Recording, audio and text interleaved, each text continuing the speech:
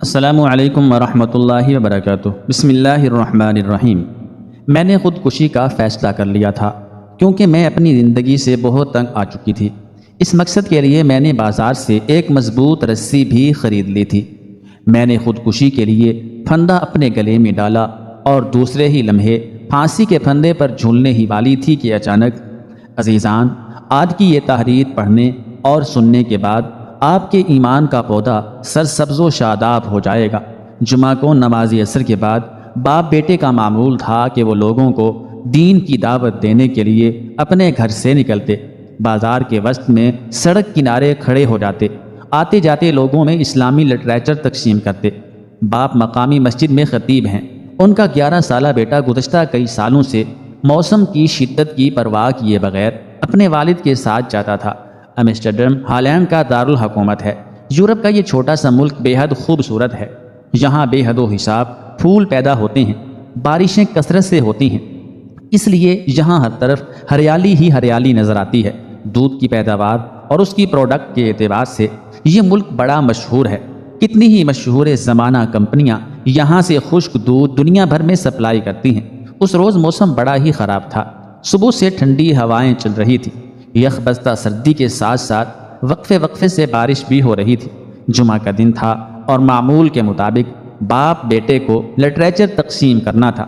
والد تھوڑی ہی دیر پہلے مسجد سے گھر پہنچے تھے، انہیں قدرے تھکاوٹ بھی تھی۔ بیٹے نے خوب گرم کپڑے پہنے اور اپنے والد صاحب سے کہنے لگا، ابا جان چلیے، لٹریچر تقسیم کرنے کا وقت ہو چکا ہے۔ مگر بیٹے، آج تو موسم بڑا خراب ہے، سردی کے ساتھ ساتھ بارش بھی ہو رہی ہے۔ لیکن میں تو تیار ہو گیا ہوں۔ بارش ہو رہی ہے تو پھر کیا ہے، یہاں تو بارش کا ہونا معمول کی بات ہے، بیٹے نے جواب دیا۔ بیٹے، موسم کا تیور آج ہم سے یہ کہہ رہا ہے کہ ہم آج گھر پر ہی رہیں۔ والد نے جواب دیا، ابا جان آپ تو خوب جانتے ہیں کہ کتنے ہی لوگ جہنم کی طرف جا رہے ہیں، ہمیں ان کو بچانا ہے، انہیں جنت کا راستہ دکھانا ہے۔ آپ کو تو خوب معلوم ہے کہ جنت کا راستہ نامی کتاب پڑھ کر کتنے ہی لوگ راہ راست پر آ گئے ہیں۔ والد، بیٹے، آج میرا اس موسم میں باہر جانے کا قطعاً ارادہ نہیں ہے، کسی اور دن پروگرام بنا لیں گے۔ بیٹا، ابا جان کیا ایسا ہو سکتا ہے کہ آج میں اکیلا ہی ان کتابوں کو تقسیم کراؤں؟ بیٹے نے اجازت طلب نگاہوں سے اپنے باپ کی طرف دیکھا۔ والد تھوڑی دیر تردد کا شکار ہوئے اور پھر کہنے لگے، میرے خیال میں تمہارے اکیلے جانے میں کوئی حرج نہیں۔ اللہ کا نام لے کر تم بے شک آج اکیلے ہی چلے جاؤ اور لوگوں میں کتابیں تقسیم کراؤ۔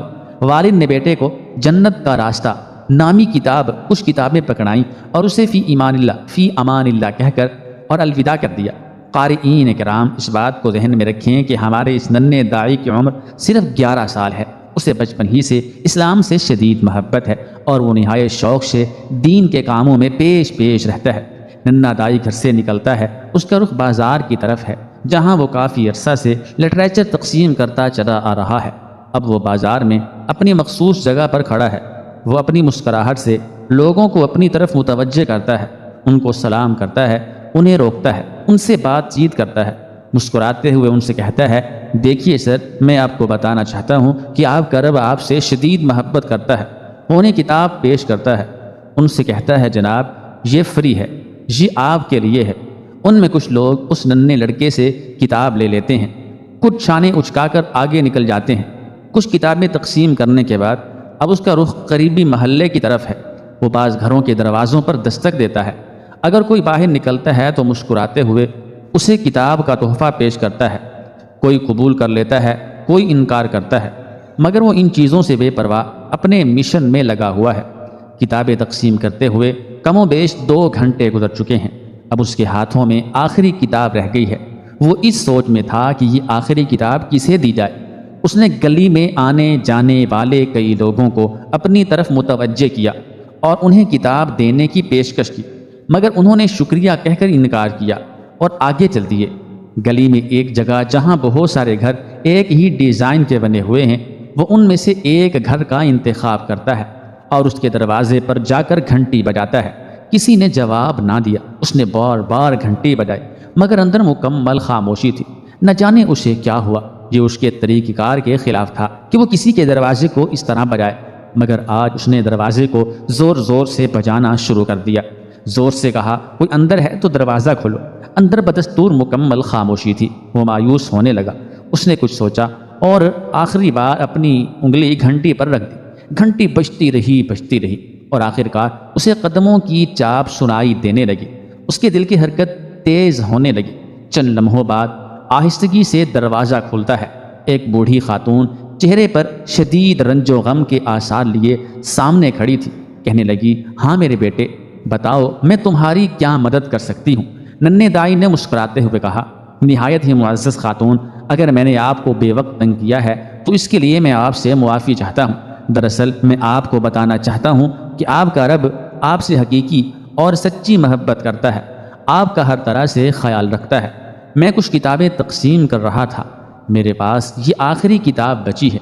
میری خواہش ہے کہ یہ کتاب میں آپ کی خدمت میں پیش کروں۔ اس کتاب میں کیا ہے یہ آپ کو پڑھنے کے بعد معلوم ہوگا، مگر اتنی بات میں کہہ دیتا ہوں کہ یہ کتاب آپ کو آپ کے حقیقی رب کے بارے میں بہت کچھ بتائے گی۔ اسے پڑھ کر آپ کو معلوم ہو جائے گا کہ ہمارے پیدا کرنے والے نے ہمیں کن مقاصد کے لیے پیدا کیا ہے اور ہم اپنے رب، اپنے خالق اور مالک کو کیسے راضی کر سکتے ہیں۔ بوڑھی عورت نے کتاب وصول کی اور بچے کا شکریہ ادا کرتے ہوئے کہا، جیتے رہو بیٹا، جیتے رہو۔ ننھے دائی کا آج کے لیے مشن مکمل ہو چکا تھا۔ اس کو جتنی کتابیں تقسیم کرنا تھیں وہ کر چکا تھا۔ اس کا رخ اب اپنے گھر کی طرف تھا۔ یوں بھی شام کا وقت ہوا چاہتا تھا۔ وہ ہنستا مسکراتا اپنے گھر واپس آ گیا۔ ہفتہ کے ایام جلد ہی گزر گئے۔ آج ایک بار پھر جمعے کا دن ہے۔ باپ بیٹا حسب معمول جمعہ کی نماز کے لیے مسجد میں ہے۔ ننھے دائی کے والد نے جمعہ کا خطبہ ارشاد فرمایا۔ نماز پڑھانے کے بعد حسب معمول حاضرین سے کہا کہ آپ میں سے کوئی سوال کرنا چاہتا ہو یا کوئی بات کہنا چاہتا ہو تو اسے برسر عام ایسا کرنے کی اجازت ہے، اٹھ کر بیان کر سکتا ہے۔ حاضرین میں تھوڑی دیر کے لیے خاموشی چھا جاتی ہے۔ لگتا ہے کہ آج کسی کے پاس کوئی خاص سوال نہیں۔ اچانک پچھلی صفوں میں بیٹھی ہوئی خواتین میں سے ایک بوڑھی خاتون کھڑی ہوتی ہے۔ وہ قدرے بلند آواز میں کہنا شروع کرتی ہے، خواتین و حضرات، آپ لوگوں میں سے مجھے کوئی بھی نہیں پہچانتا، نہ ہی آج سے پہلے میں کبھی اس مسجد میں آئی ہوں۔ میں تو گزشتہ جمعہ تک مسلمان بھی نہ تھی، بلکہ میں نے اسلام قبول کرنے کے بارے میں کبھی سوچا بھی نہ تھا۔ چند ماہ گزرے، میرے خاوند کا انتقال ہو گیا۔ اس کے بعد میں اس دنیا میں بالکل تنہا تھی۔ گزشتہ جمعہ کے روز موسم غیر معمولی ٹھنڈا تھا۔ وقفے وقفے سے ہلکی ہلکی بارش بھی ہو رہی تھی۔ میں اس دنیا اور تنہائی سے تنگ آ چکی تھی۔ دنیا میں میرا کوئی بھی نہ تھا۔ میں کتنے دنوں سے سوچ رہی تھی کہ میں خودکشی کر کے اپنی زندگی کا خاتمہ کیوں نہ کر لوں۔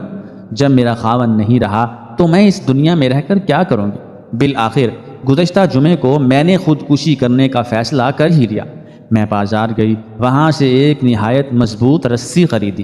سیڑھی پر چڑھ کر چھت کے ایک شتیر سے رسی کو باندھا۔ پھر میں نے رسی کے ایک سرے سے پھندا بنایا۔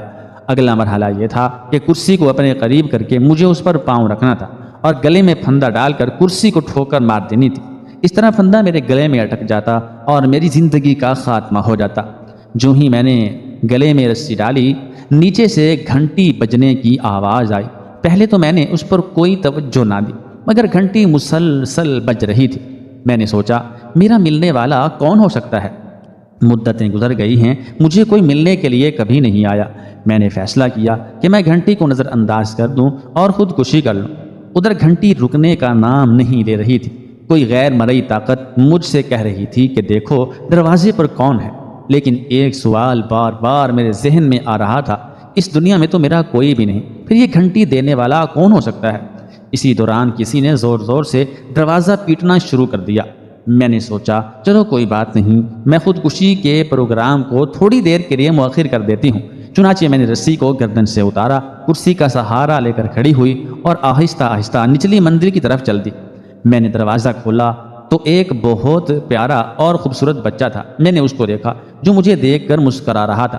اس کی آنکھیں چمک رہی تھیں۔ مجھے دیکھ کر اسے یوں لگ رہا تھا کہ اسے کوئی بڑی نعمت مل گئی ہو۔ میں نے آج تک اس عمر کے بچے کے چہرے پر اتنی خوبصورت دلکش مسکراہٹ نہیں دیکھی۔ میں بتا نہیں سکتی کہ وہ بچہ مجھے کتنا پیارا لگا۔ اس کے منہ سے نکلنے والے کلمات نہایت پیارے اور دلکش تھے۔ جس انداز سے اس نے میرے ساتھ گفتگو کی وہ ناقابل فراموش تھی۔